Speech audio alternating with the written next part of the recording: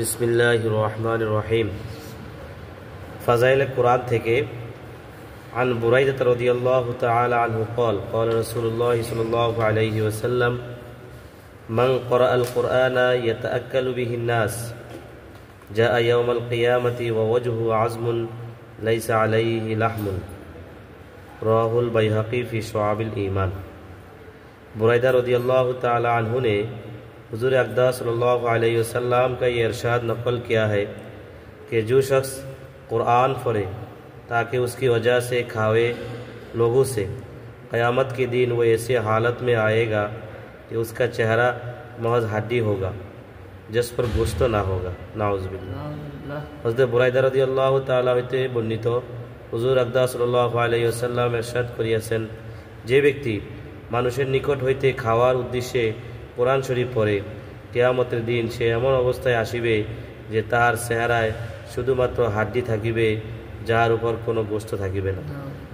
অর্থাৎ যারা দুনিয়া হাসিলের উদ্দেশ্যে কোরআন শরীফ পড়ে, আখিরাতে তাদের কোনো অংশ নেই। হুজুর সাল্লাল্লাহু আলাইহি ওয়াসাল্লাম ইরশাদ করিয়াছেন, আমরা কোরআন শরীফ পড়ি, আমাদের মধ্যে আজমি ও আরবি সব ধরনের লোক আছে। যেভাবে পড়িতেছ পড়ে থাকো, অতি শীঘ্র এমন এক দল লোকের আবির্ভাব হইবে যাহারা কোরআন শরীফের হরফগুলিকে এমনভাবে সোজা করিবে যেমন তীর সোজা করা হয়, অর্থাৎ খুবই সুন্দর করিবে। ঘন্টার পর ঘন্টা এক একটি হরফ সহি শুদ্ধ করিবে, মাখরাজ আদায়ে কৃত্রিমতার আশ্রয় নিবে। আর এই সব কিছু দুনিয়ার জন্যে হইবে, আখেরাতের সহিত তাদের কোনো সম্পর্কই থাকিবে না। উদ্দেশ্য হইল শুধু সুন্দর সুরে কোনো মূল্য নাই যদি উহার মধ্যে এখলাস না থাকে। ইহা কেবল দুনিয়া কামানোর জন্যই হইবে।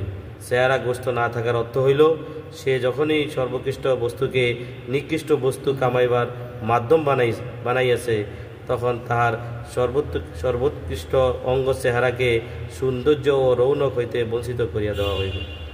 আল্লাহ পাক আমাদের প্রত্যেককে এখলাসের সাথে কোরআন পড়ার তৌফিক দান করুন। গতকালকে খায়রপট্টি মাদ্রাসায় এক লোক আসছে কোরআন শরীফ বাসায় নিয়ে কোরআন শরীফ পড়ার জন্য। ওই যে আমাদের দেশে খতম করে মুফতি সাহেব হুজুর রাজি হয় নাই। হ্যাঁ, আমরা এখানে পড়ে না, এখানে আমরা মাদ্রাসার ছাত্র পাঠাই না, ঠিক আছে। তারপরে ওই আপনি 5 জন নেওয়ার জন্য বলছেন, 5 জনে কি এক খতম গেলে ছয় পড়া করে পড়ে, এগুলা নিয়ম নাই। অনেক চেষ্টা করার পরেও মানে অপারা হইয়া চলে যেতেছে। এভাবে আমাদের প্রত্যেকটা কাজেই কি করা, সুন্নত তরিকায় করা। আমাদের দেশে বিভিন্ন